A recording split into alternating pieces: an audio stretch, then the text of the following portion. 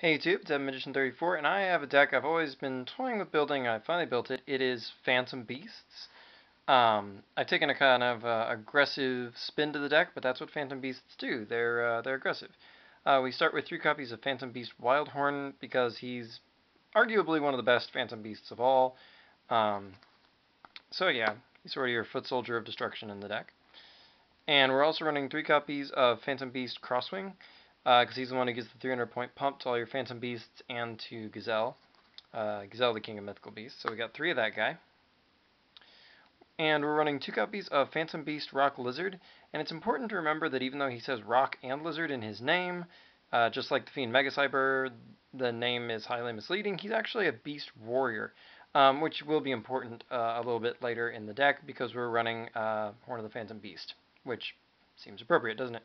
And this guy's secondary effect is just amazing, where if your opponent destroys him, he deals him 2,000 damage, and it works even if his summon gets negated and he gets destroyed that way, or even though it's not legal right now, if Crush Card were legal and he got destroyed that way, all those things trigger his effect.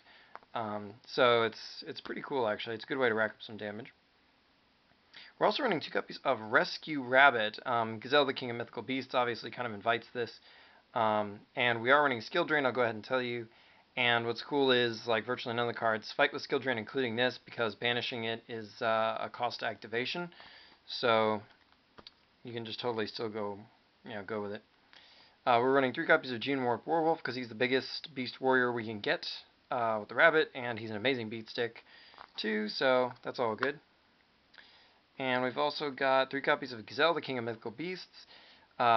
Mainly because Crosswing boosts him, so even though he starts as 1500, he can easily go to 18, 21, or even 2400 attack theoretically, depending on how many Crosswings are in your yard.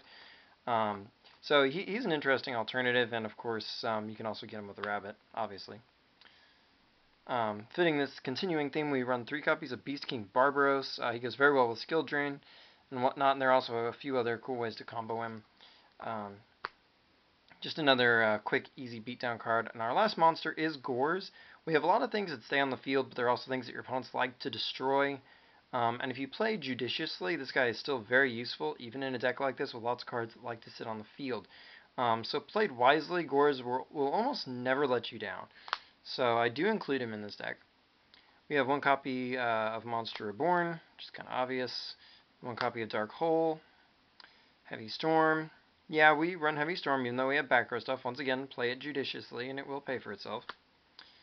We also have 2 copies of Mystical Space Typhoon. If you're really edgy about running the Storm, you can just run 3 copies of Space Typhoon, but I highly recommend the Storm. Especially if you're about to, say, swing for game or something, you can even destroy your own Skill Drain, which your opponent won't be expecting, and blow their back rows to just give yourself a clean shot at the game. So, yeah, Storm is worth it in my mind. 2 copies of Pot of Duality, because we do very little special summoning in this deck for the most part, and this helps keep our monsters consistent, which is an important thing in the deck, so Duality. 2 copies of Pot of Avarice, another way to keep our monsters going, and you can power monsters into the grave fairly easily. Yeah, you might have to return Crosswing sometimes with this. I mean, you really don't want to, but your rabbit will give you most of the fodder for Pot of Avarice. We also run Book of Moon, because putting things in defense position is just great for how many of our monsters are just big beat sticks. This is a really good card. Plus, you can even use it theoretically to, say, flip your Barbaros and then flip summon it to be 3000 if Skill Drain isn't around. So, plenty of flexible uses of that. Also a good way to stop things like Wind Up Rat and whatnot if you have to. We've also got 2 copies of Forbidden Lance. A good combat trick, damage step, and of course it can keep you safe from things like say, Torrential Tribute, for example. Good all-around card for the deck. Our 3 copies of Skill Drain, of course. This really cripples a lot of decks right now, and it's all gravy for your deck. It doesn't really interfere with anything for the most part.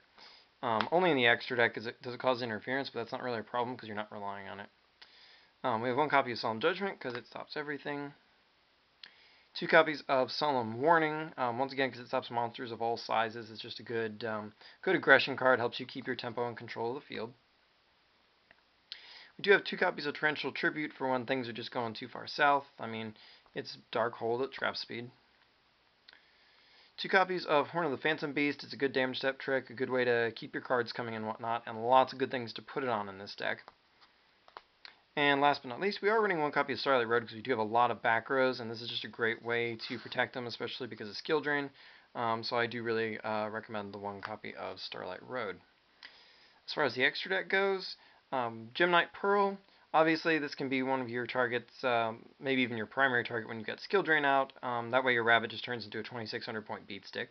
So that's nice.